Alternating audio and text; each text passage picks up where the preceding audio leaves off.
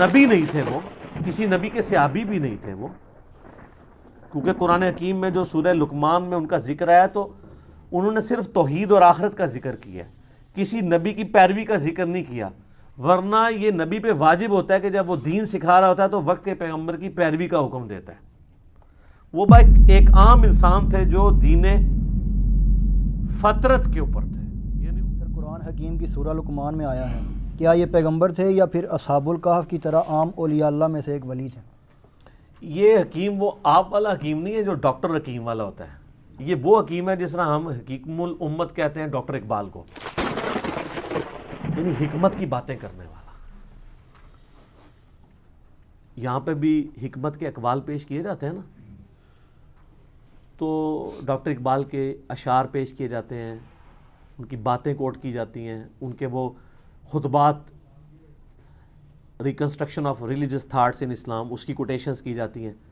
تو ہمارے جس طرح ایک بچے کو بھی پتا ہے کہ حکیم اقبال سے مراد ڈاکٹر اقبال وہ حکیم نہیں ہے، نہ وہ ڈاکٹر تھا وہ والا ڈاکٹر جو پڑیاں یا دوائیاں دیتا ہے، ان کی پی ایچ ڈی بھی فلسفی میں تھی۔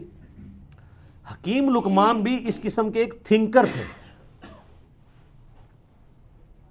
بیسیکلی یہ سوڈان کے رہنے والے تھے، حبشی نسل غلام تھے، عرب کے لوگ ان کے اقوال سے واقف تھے، جس طرح ہمیں بچپن میں ہی اشعار آتے ہیں کہ محمد سے وفات ہونے تو ہم تیرے ہیں، ہمارے چھوٹے بچوں کو یہ شعر آتے ہیں اسکول میں سن لیے، لب پہ آتی ہے دعا بن کے تمنا میری۔ ڈاکٹر اقبال کو وہ جانتے نہیں ہوتے لیکن اشعار سنتے ہیں۔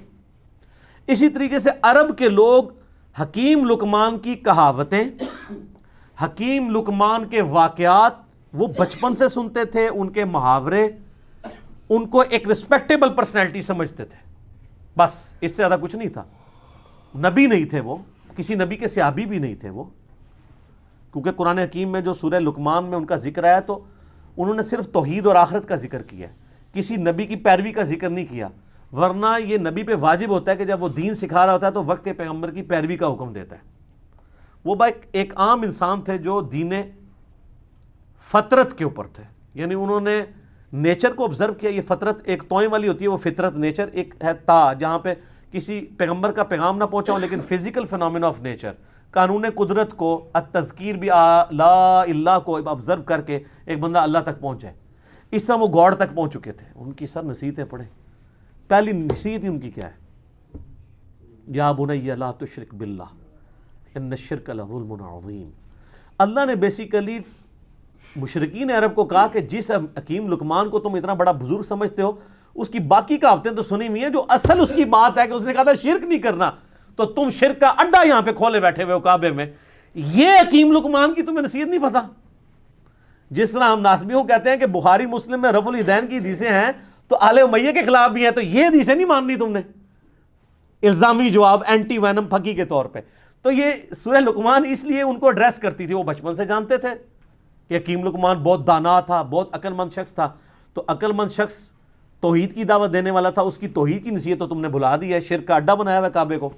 تو اللہ تعالیٰ نے اس لیے ان کے نام پہ صورت رکھی۔ حبشی النسل تھے، موٹے ہونٹ، حبشی کس طرح کا ہوگا؟ یہ تو آپ کا کرائٹیریا ہے نا، خوبصورت شکل ہو، ناک باریک ہو، ہونٹ پتلے ہوں۔ اللہ کے نزدیک تو مسلم شریف کی حدیث ہے، اللہ تمہاری شکلوں اور مال کو نہیں دیکھتا، دلوں اور اعمال کو دیکھتا ہے۔ تو شکلوں کو کیوں دیکھے؟ شکل بنائی کس نے؟ اللہ نے، تو اس نے شکل کو کیوں دیکھنا ہے؟ اعمال کا اختیار آپ کو دیا، اس لیے آپ کے اعمال کو دیکھتا ہے۔ دل میں اچھائی اور برائی کی تڑپ اور اس کو ایگزیکیوٹ کرنا، اس کا اختیار اس نے آپ کو دیا، اس لیے اس کے اوپر جج کرتا ہے۔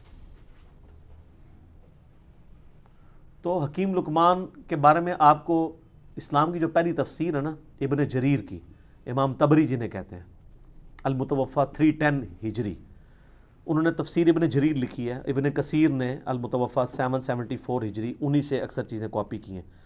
تو آپ سورہ لقمان کے تعارف میں جائیں گے، انہوں نے حکیم لقمان کے کافی واقعات لکھے ہوئے ہیں۔